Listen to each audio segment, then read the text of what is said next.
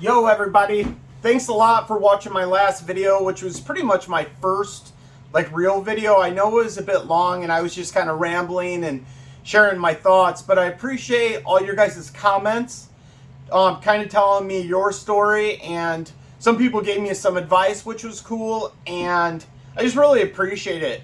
So if you guys could, if you like what I'm doing, be sure to like and subscribe. I know you probably hear that a lot on here, but it really does help get views up, and it inspires somebody like myself to kind of keep making videos and talking to a lot of you guys, which is cool.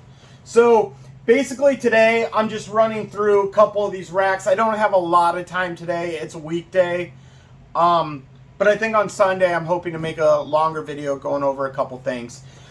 Basically, I want to talk to you guys. Well, let me back up. I went in my last 30-minute video, I kind of talked about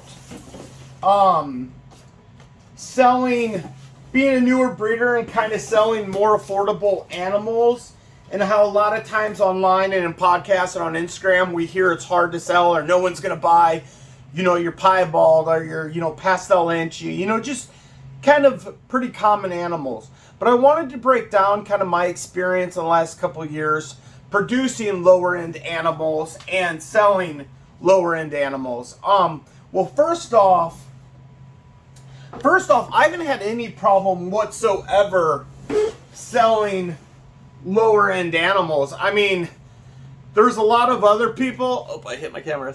There's a lot of other people who are just starting, and buying a couple hundred or a few $100 snake is super exciting for them, and they're possibly starting today or started yesterday, and that's what they need to grow their collection.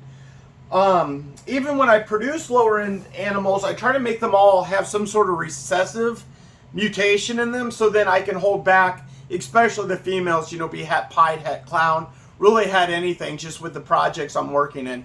So what I'm trying to tell you guys is, don't be afraid to buy lower end stuff and produce eggs, because they will sell, especially if you're doing a local reptile show. You have $200 animals. There's a lot of people at that show who are looking to spend $100, $200, especially in these smaller towns like where I'm from, or at least that's my experience. I don't have any problem selling stuff like that. Now, the high-end things, yeah, it'd be really cool to only sell one animal, take care of one animal, and make that same amount of money to keep your, new business going. But for some people, that's just not possible. So I just kind of want to inspire people to work with what you have, stay focused, and just stay on course. A lot of times, or let's say if I get caught up going down a lot of YouTube stuff, mainly watching the bigger guys like we all do, we're inspired by those people. We strive to create things like they're creating.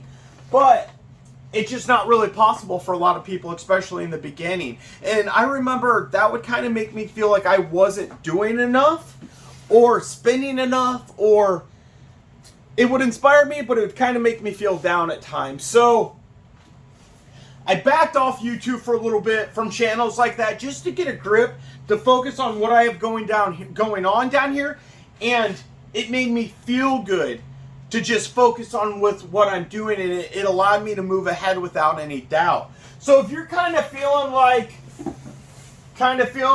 you aren't moving fast enough, or you're creating animals that you aren't sure if you're going to sell, I can promise you, you are. We've even sold some pieds and more affordable animals on Morph Market, which that really surprised me, because, I'm literally, I don't know how many pieds are on there. I'm sure a couple or a few thousand, and we sold a couple on there, which, it's really cool. I don't know if that has to do with the YouTube, which is brand new, I doubt, but maybe our Instagram, maybe they saw an old video of me, I don't know, but they trusted to buy from me.